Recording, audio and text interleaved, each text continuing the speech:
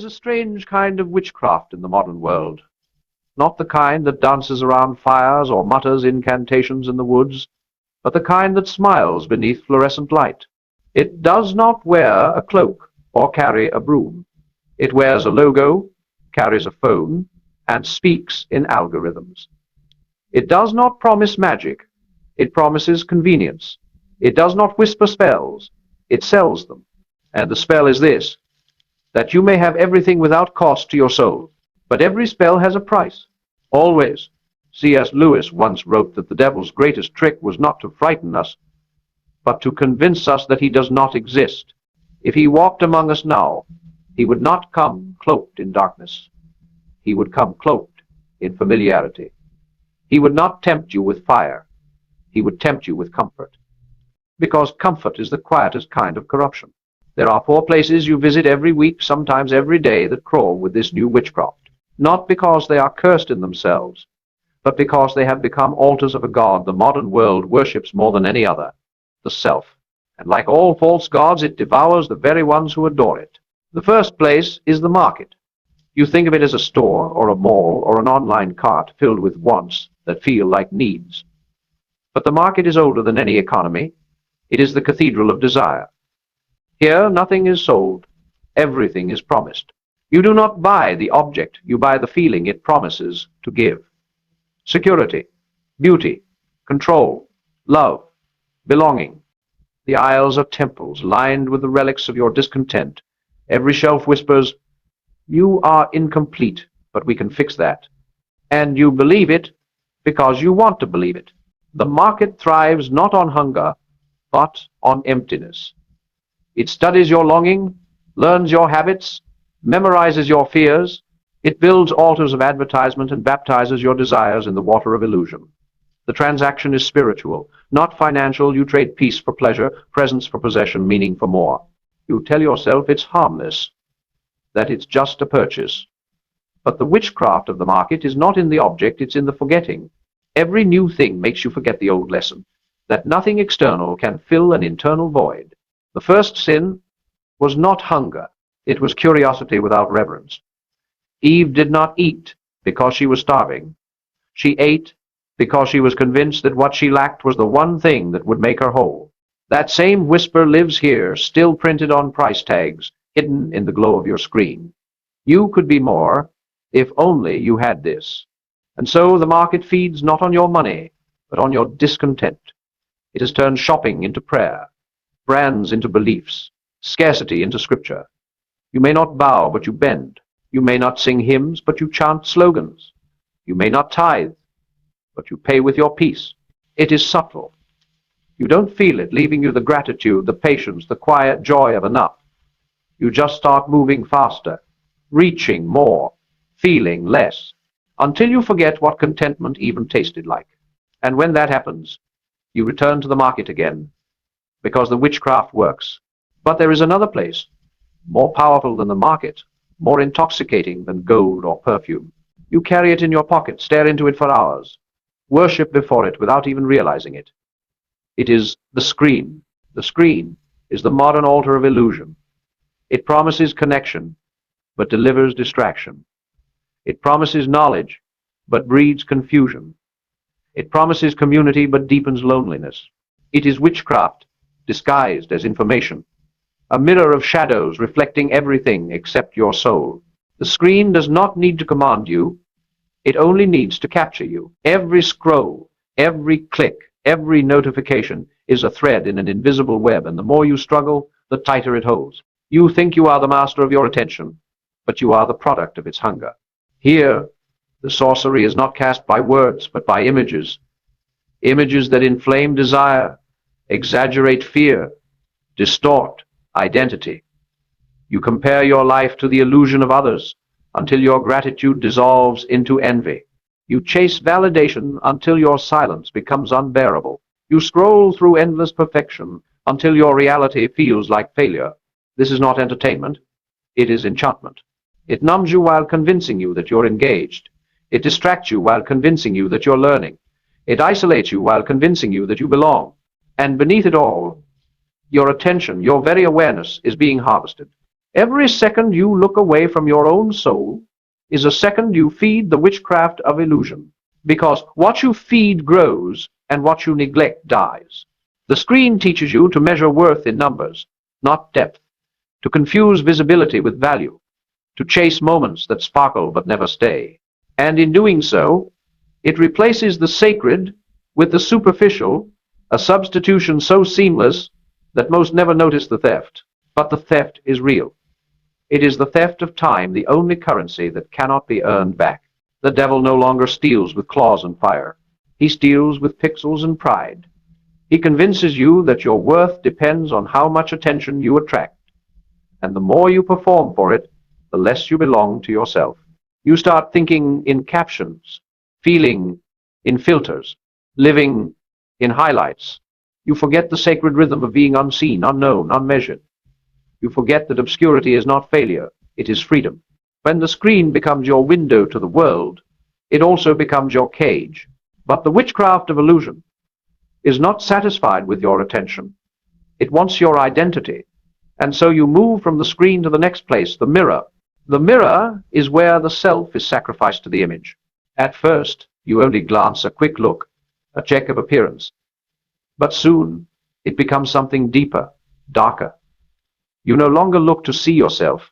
You look to judge yourself, to edit yourself, to compare yourself with the ghosts of who you were or who you pretend to be. The mirror is not glass.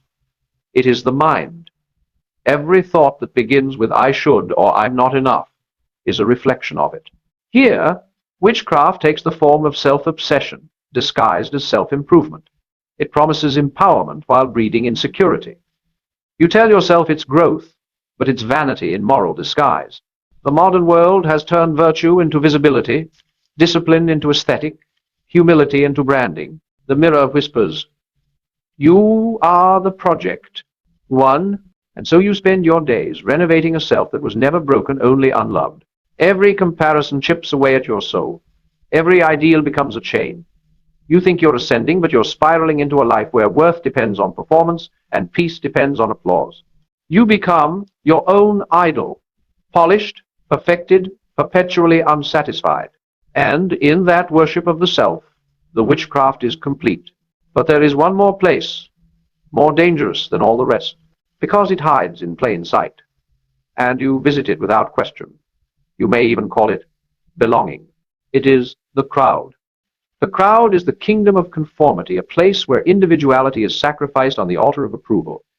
Here, people do not think, they echo. They do not believe, they react. They do not love, they align. The crowd does not ask you to be wicked.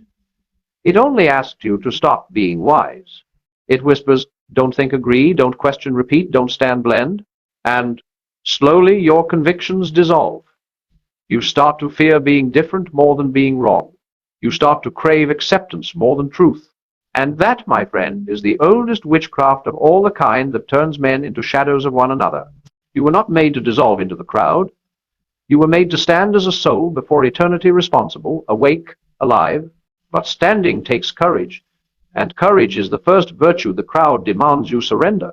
They will call your conviction arrogance. They will call your discernment hate. They will call your silence guilt. And so you bend, because it's easier to blend than to bleed. But no man who conforms to the world can transform it. And so the spell continues. The market feeds your hunger. The screen feeds your illusion. The mirror feeds your pride.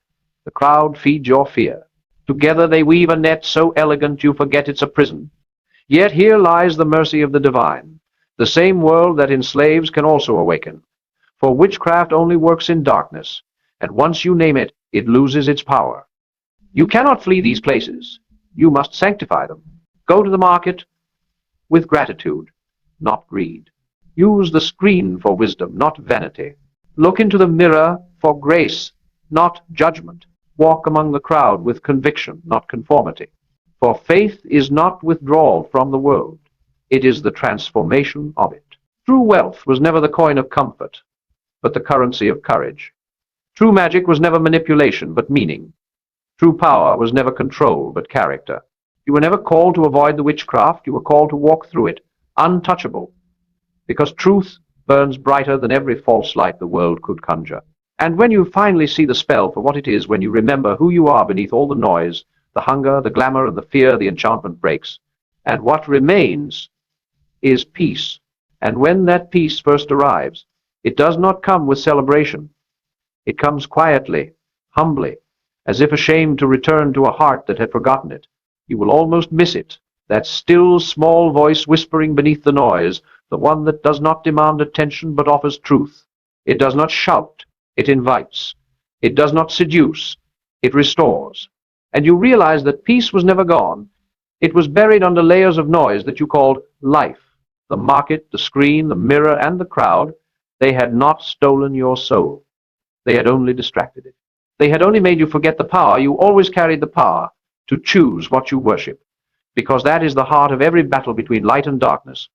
Worship. What you give your attention to, you give your life to. We have mistaken worship for ceremony, for hymns and pews and prayer lists. But worship is attention.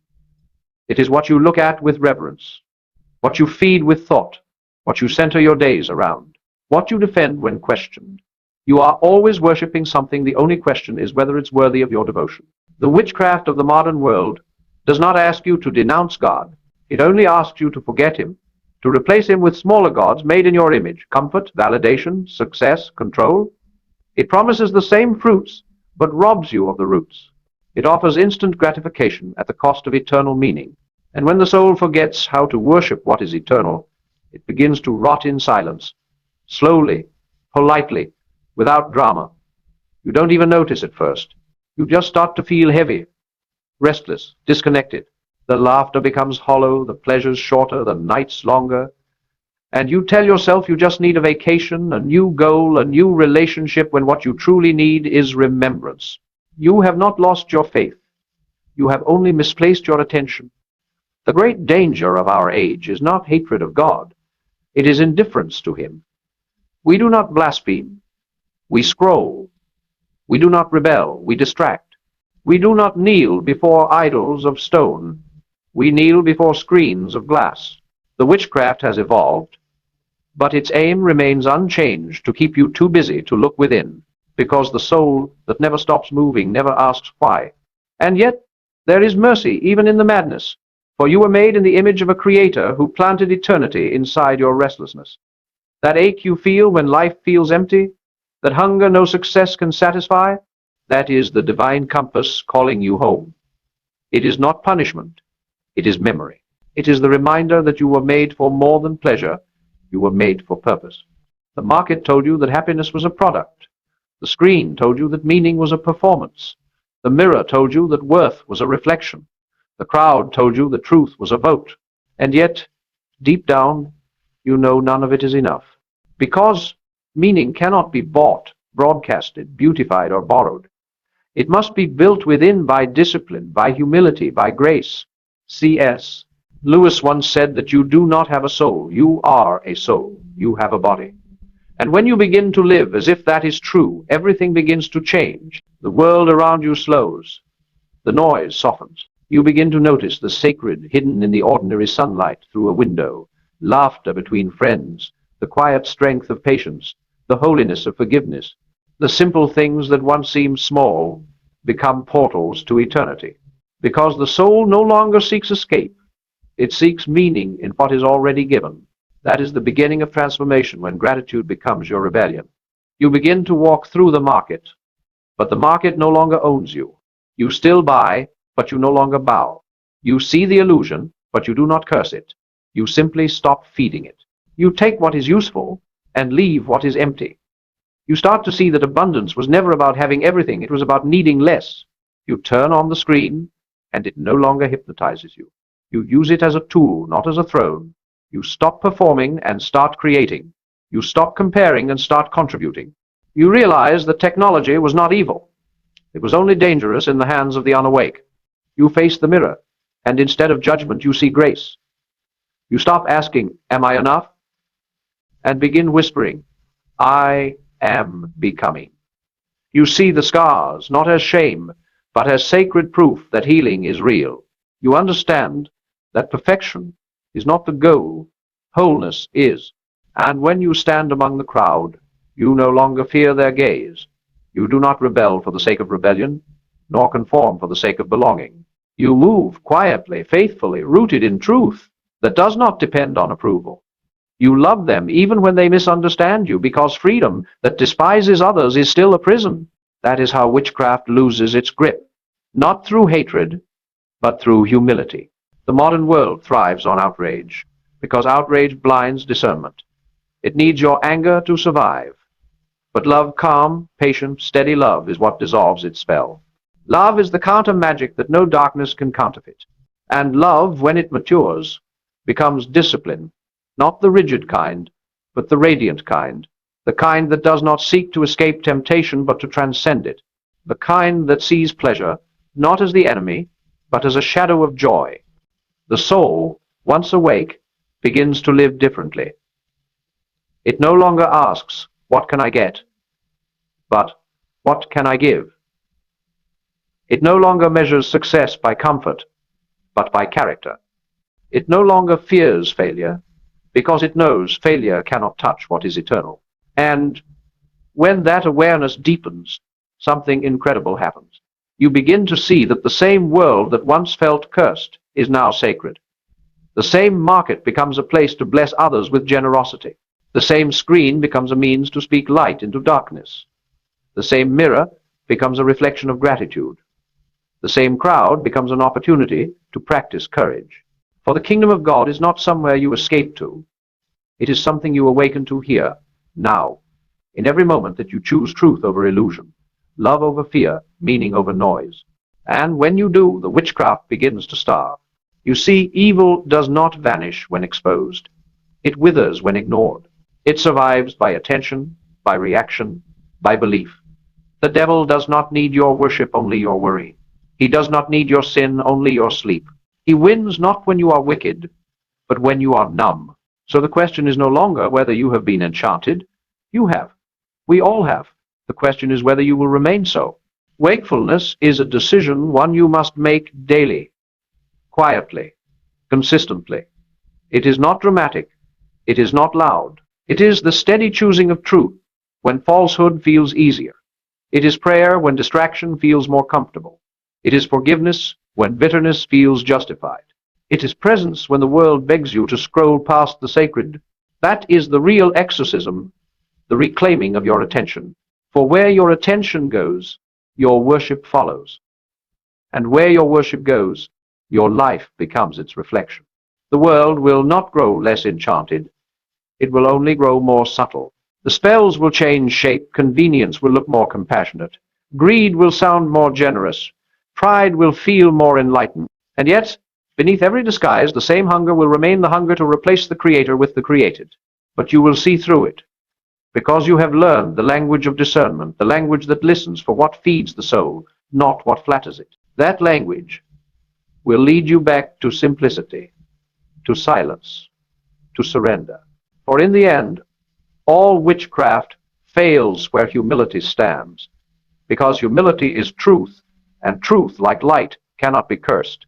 And so, walk again through your week, through the market, through the screen, through the mirror, through the crowd, but walk differently now. Walk as one who is awake. Let every purchase be a prayer. Let every reflection be an act of gratitude. Let every moment online be a testimony of truth. Let every gathering be a sanctuary of compassion.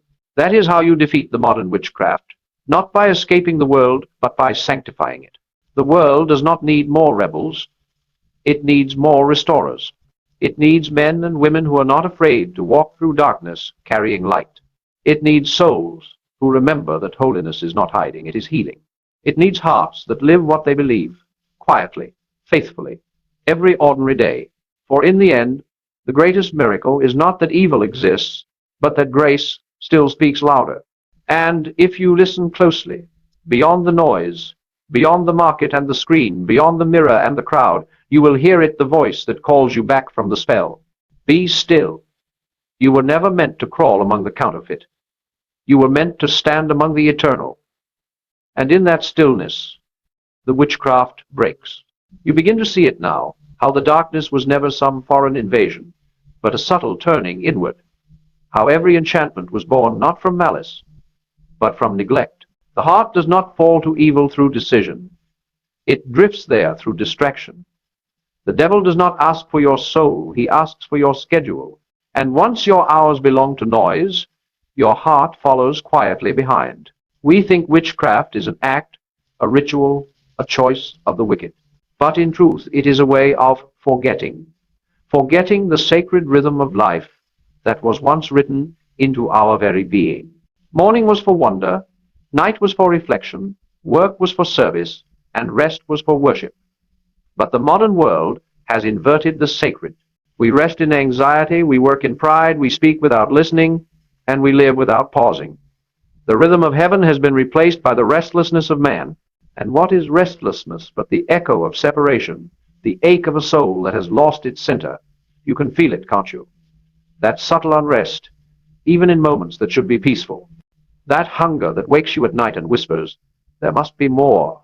You scroll through faces, you chase small pleasures, you fill the silence with movement, and yet the ache remains because you are trying to feed eternity with moments that perish. You cannot fill a soul with seconds. This is the witchcraft of the age, that it teaches you to consume what can never satisfy. You keep drinking salt water and wondering why you're still thirsty. You keep buying what fades, following what lies, envying what empties, and believing it will one day feel like fulfillment. But meaning cannot be downloaded. Truth cannot be streamed. Wholeness cannot be bought. You were not created to be entertained, you were created to be enlightened. The world is not wicked because it tempts you. It is wicked because it distracts you from what matters. Every temptation is just a detour from purpose, a beautiful glittering road that leads nowhere. And if you travel it long enough, you begin to lose your name, your face, your memory of home. And yet, the path back is not far. It is always closer than you think. The return begins with remembering. Remember that you are not a machine of consumption. You are a creature of contemplation. You were not born to scroll through existence. You were born to steward it. You were not meant to run endlessly after pleasure, but to walk steadily toward purpose. The first step toward deliverance is awareness, to see the spell without flinching. The second is gratitude, to reclaim wonder from what has become ordinary. Gratitude is the undoing of modern witchcraft, because gratitude restores perspective. It shifts the focus from what you lack to what you've been given. The market loses its grip when you give thanks for what you already have. The screen loses its power when you choose silence over spectacle. The mirror loses its poison when you thank God for your scars. The crowd loses its hold when you cherish truth more than approval. Gratitude turns consumption into communion. It transforms ownership into stewardship. It changes what you touch because it changes what touches you. But gratitude must be followed by discipline, the quiet, daily defiance against drift. You cannot simply wish your way out of enchantment. You must practice your way out. Discipline is not punishment. It is protection. It is the building of habits that keep the heart awake. To rise before dawn and speak to the silence, that is discipline. To turn off the noise and listen to your own breath, that is discipline. To deny yourself a fleeting pleasure for the sake of a lasting peace, that is discipline. To do what is right when no one sees and no one claps, that is discipline. And discipline, when married to gratitude, becomes transformation. You begin to realize that every moment is sacred, that every act of integrity is a rebellion against illusion. You no longer divide life into spiritual and ordinary because all of it is holy. Every conversation is an altar, every sunrise is a sermon. Every small kindness is a miracle in motion. This is where the witchcraft ends, when you no longer see the world as a marketplace, but as a cathedral. When you stop chasing meaning and start creating it. You do not escape the market by burning it down, you redeem it by changing what you bring to it. You do not flee from the screen, you use it to illuminate. You do not shatter the mirror, you polish it with mercy until it reflects grace. You do not despise the crowd, you walk among them as salt and light. Because the purpose of truth was never isolation. The light was never meant to be hidden under retreat. The light must walk boldly through the darkness, not to condemn it, but to heal it. You are not called to live above the world, but within it uncorrupted, unenchanted, unafraid. That is what true strength is. Not separation, but sanctification. Strength is not in the man who can conquer others, but in the one who can conquer himself. It is not in the voice that shouts the loudest, but in the one that speaks truth with love. It is not in the soul that avoids temptation, but in the one that overcomes it with grace. And when you begin to live this way, wealth takes on a new meaning. Wealth is not what you hold in your hands, but what you hold in your heart. It is not the comfort you accumulate, but the character you cultivate. The richest man is not the one who owns the most. He is the one who owes the least to illusion. Real abundance is peace. Real success is integrity. Real power is the ability to remain kind in a cruel world. And this is the miracle the witchcraft of the age cannot replicate. It can imitate joy, but not sustain it. It can mimic wisdom, but not live it. It can counterfeit beauty, but not create it. The modern world can enchant, but it cannot enlighten. For in the end, the greatest miracle is not that evil exists, but that grace still speaks louder. And if you listen closely, beyond the noise, beyond the market and the screen, beyond the mirror and the crowd, you will hear it, the voice that calls you back from the spell. Be still. You were never meant to crawl among the counterfeit. You were meant to stand among the eternal. And in that stillness, the witchcraft breaks. The ones who confuse movement with purpose, noise with meaning, and pleasure with peace. But the moment you stop, the moment you see, the illusion shatters. You begin to hear again the voice that was drowned by distraction, the voice that has been calling you since the beginning. It does not command, it invites. It does not demand, it whispers. It says, you were not made for enchantment, you were made for eternity. And when you hear that voice, really hear it, the market begins to fade, the screen dims, the mirror softens, the crowd falls silent, the noise recedes, the fog lifts, and in its place comes something ancient and holy. Clarity. Clarity is the true miracle. It is the restoration of sight to a generation that has forgotten how to see. It is the end of deception and the rebirth of discernment. And with that discernment, you begin to live differently. You buy less and bless more. You listen longer and speak softer. You forgive faster. You seek wisdom over popularity. You trade comfort for courage. You measure life not in possessions, but in presence. And little by little, the witchcraft loses its ground, because the greatest rebellion against darkness is a life fully awake. And the greatest miracle is not that God speaks, but that you finally learn to listen. There is a quiet hour, often in the stillness before dawn, when the world seems to pause. The machines sleep, the notifications rest, the voices fade into a silence that feels alive. If you have ever woken then, not because you planned to, but because something within you stirred, you have felt it. That invisible tug at the center of your being, that soft question from eternity asking, are you awake yet? That is where all true transformation begins. Not in the noise, not in the drama, but in that fragile moment of awareness when the soul finally turns its gaze inward. You see, the world will never tell you to wake up. It profits from your sleep. It thrives when you stay half alive, half aware, running in circles that go nowhere. But God speaks in whispers, and only those who dare to slow down will ever hear him. When you begin to awaken, the world does not change immediately. You do. The same temptations remain. The same spells shimmer around you, but their power starts to fade because your eyes have changed. You see the market not as a paradise of pleasure, but as a classroom of restraint. You see the screen not as a window to life, but as a mirror that tests your discipline. You see the mirror not as judgment, but as invitation, a reminder to love what God already loves.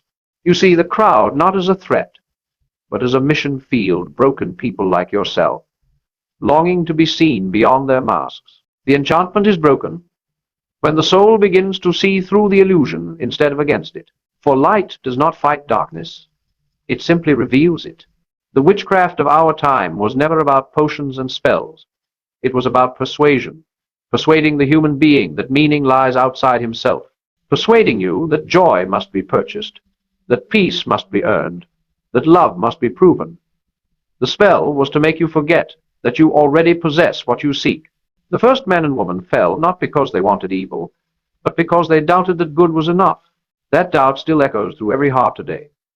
It is what drives you to overwork, overspend, overthink, overcompensate.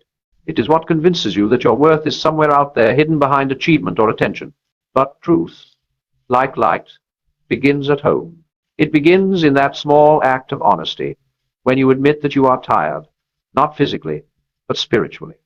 That you have chased the horizon for years only to realize it keeps moving. That you have sought meaning in every corner, except the one place it actually lives within.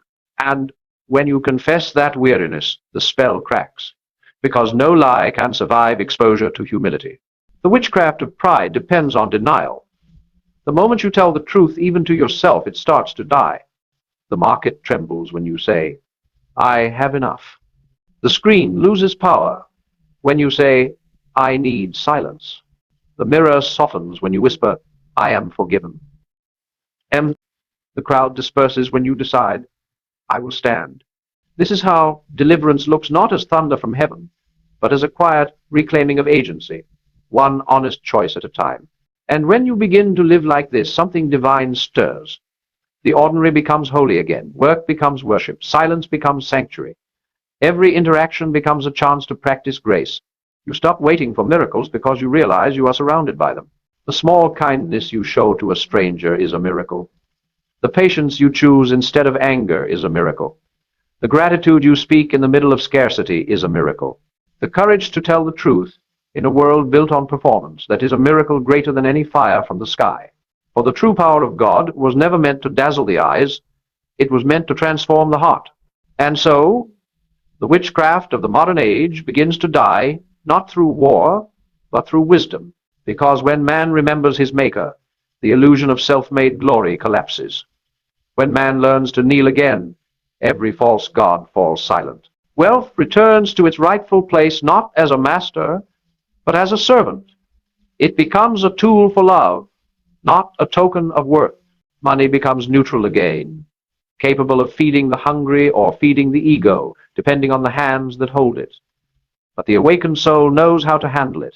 It does not hoard, it gives. It does not boast, it blesses. This, too, is part of the great reversal where greed becomes generosity, competition becomes cooperation, ownership becomes stewardship.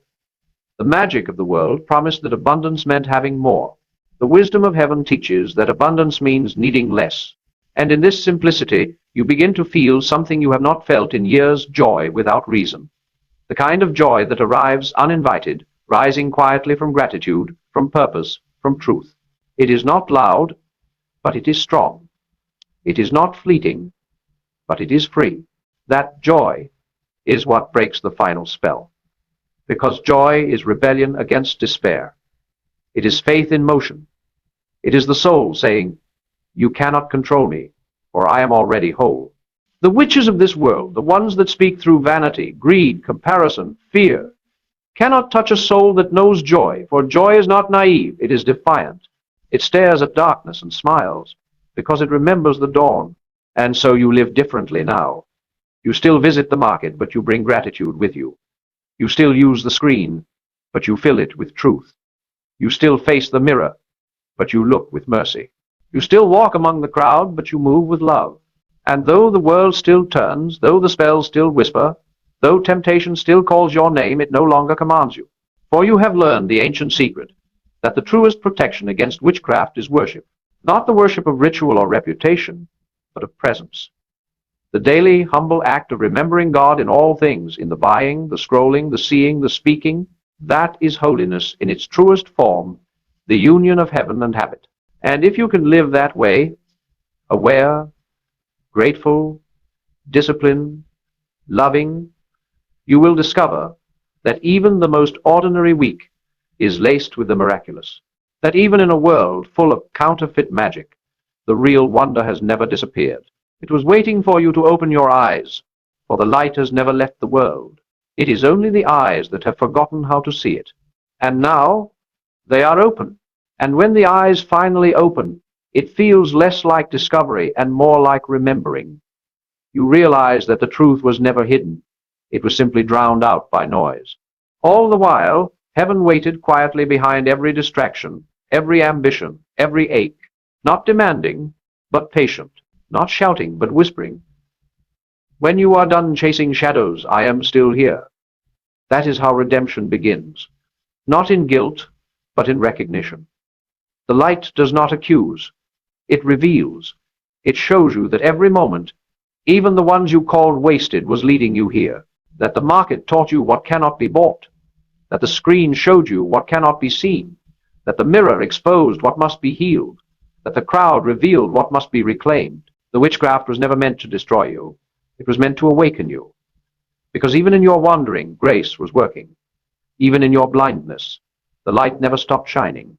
You start to see now that the greatest miracle is not that God forgives the sinner, but that he stays with the distracted.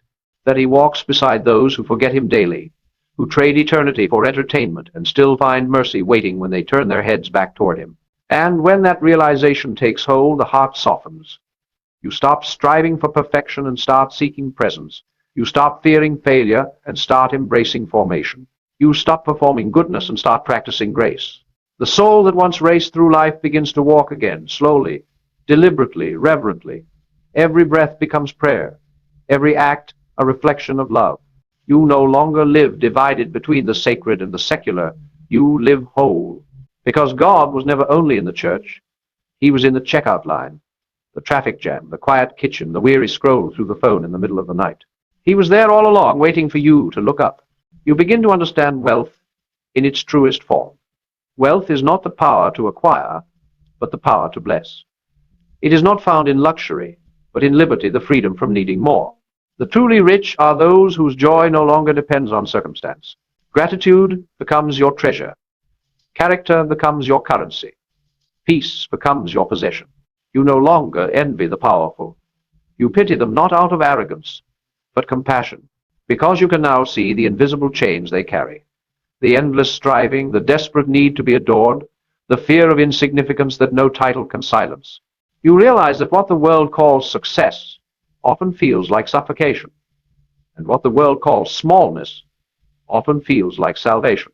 And so you choose the smaller path, the quiet life, the honest word, the slow growth that no one applauds but heaven, because you understand now that glory without grace is hollow, and ambition without love is ruin. You have seen the 4 altars of modern witchcraft, and you no longer kneel before them. You walk past them with compassion, not pride, not condemnation, but compassion, because you too were once enchanted. You too once believed that meaning could be manufactured. And so you forgive those still under the spell. You love them, you shine for them, because truth is not a sword, it is a light. It does not cut, it clarifies. And when you begin to live this way, something shifts, not only within you, but around you. People begin to notice, though they cannot name it. They feel peace in your presence, not because you preach, but because you embody what they crave. You have become a sanctuary, not of perfection, but of authenticity. A place where others feel safe enough to wake up. That is the true ministry of an awakened soul, not to shout about light, but to become it. This is how the world changes, not by force, but by transformation. One illuminated heart at a time. One life of integrity lived quietly in the midst of noise. One person who chooses faith over fear, meaning over mimicry, love over performance.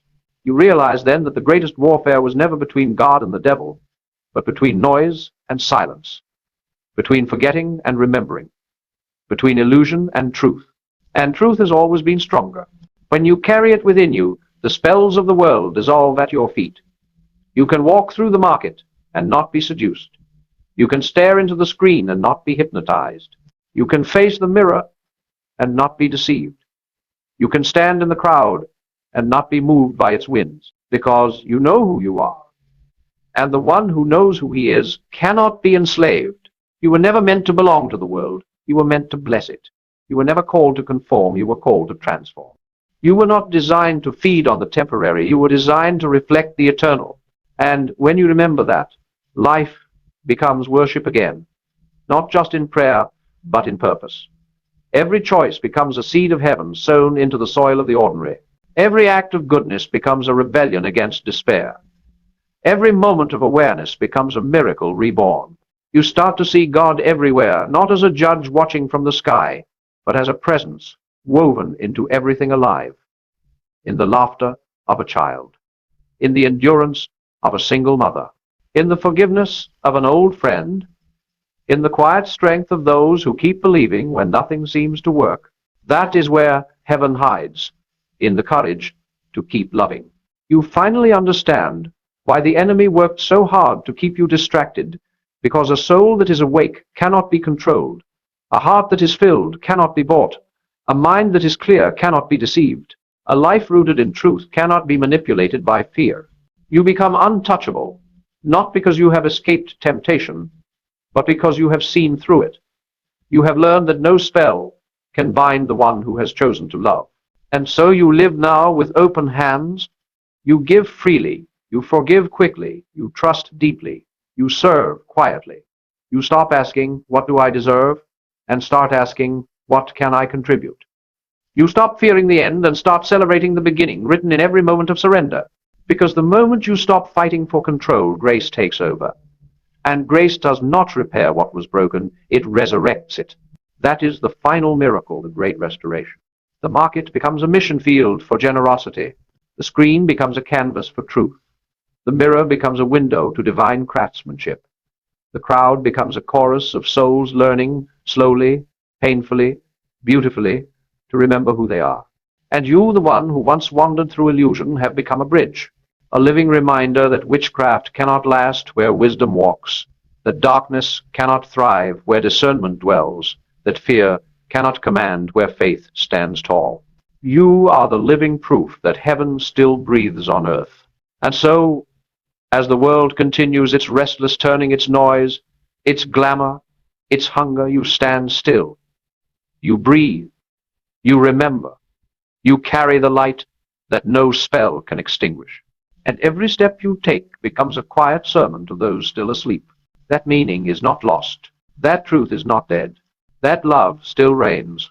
That the soul, once awakened, cannot be bewitched again. Because where light lives, darkness flees. And so, you walk on not as a saint untouched by struggle, but as a soul reborn through it. The market hums, the screen glows, the mirror waits, the crowd moves, and through it all, you remain. Awake, free, whole. For the witchcraft of this world was never powerful enough to defeat a heart that remembers where it came from.